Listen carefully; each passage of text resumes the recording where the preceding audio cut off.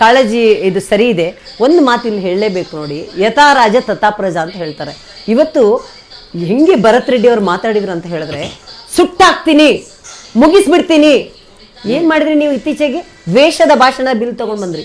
ಸಂವಿಧಾನದಲ್ಲಿ ಮೊದಲೇ ಇದೆ ಅಂತ ಹೇಳಿದ್ರು ನೀವು ಕೇಳಲಿಲ್ಲ. ನಿಜವಾಗ್ಲೂ ನೀವು ದ್ವೇಷದ ಭಾಷಣದ ಬಿಲ್ನ ದ್ವೇಷಪೂರಿತವಾಗಿ ಯಾರು ಪ್ರಚೋದನೆ ಮಾಡ್ತಾರೆ ಅಂಥವರಿಗಾಗಿ ತಂದಿದ್ದಿದ್ರೆ ಇಷ್ಟೊತ್ತು ಭರತ್ ರೆಡ್ಡಿ ಅವರು ಜೈಲಲ್ಲಿ ಇರಬೇಕಿತ್ತಲ್ಲ. 7 ವರ್ಷ ಜೈಲು. ಅದು ಅಲ್ಲದೆ ಯಾರು ಹೇಳಿ, ಅದಕ್ಕೆ ಯಾವುದು ಬೇಕಾಗಿಲ್ಲ, ಅಲ್ಲಿರುವ ಡಿಸ್ಟ್ರಿಕ್ಟ್ ಜಡ್ಜೆ ಜೈಲಲ್ಲಿ ಹಾಕುವಂಥದ್ದು. ನಿಮ್ಮ ದ್ವೇಷದ ಬಿಲ್ಲಲ್ಲಿ ಏನಿದೆ?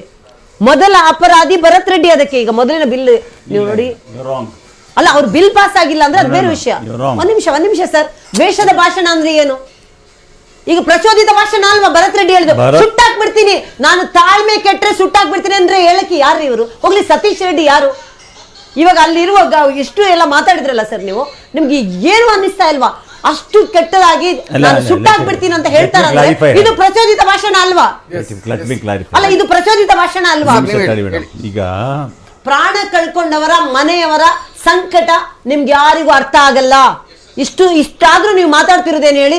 ನಮ್ಮದೇ ನಡೀಬೇಕು, ನಾವು ಸುಟ್ಟಾಕ್ಬಿಡ್ತೀವಿ, ನಮ್ದೇ ಅಲ್ಲಿ ರಾಜಕೀಯನೇ ನೋಡಿ. ಒಂದು ಯುವಕನ ಸಾವಿನ ಮೇಲೆ